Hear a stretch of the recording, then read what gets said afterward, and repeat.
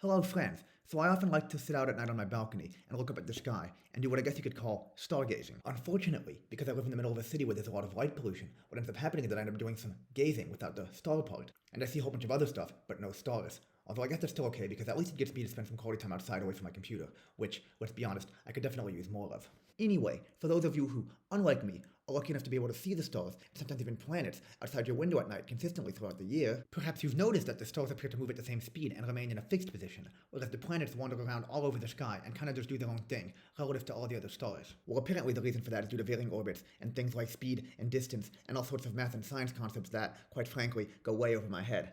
But I guess the point is that this idea of fixed stars and wandering stars goes back to the ancient Greeks, who were the first to notice the different movement patterns in the night sky, and gave each the name aster planes and aster planetes, respectively, to denote the concept of fixed and wandering stars.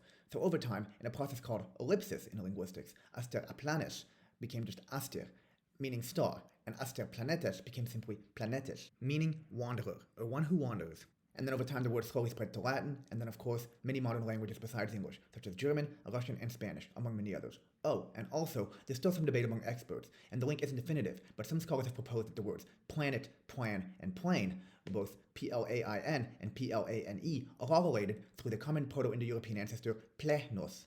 So yeah, of course, there is some disagreement on that connection due to, in part, the differences in meaning between the root and the modern words. But what's clear is that, basically, planets were, according to the ancient Greeks at least, wandering stars.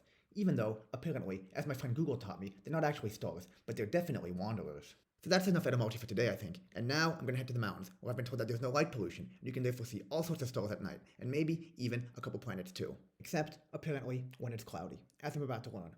Oh well. Anyway, thanks for watching.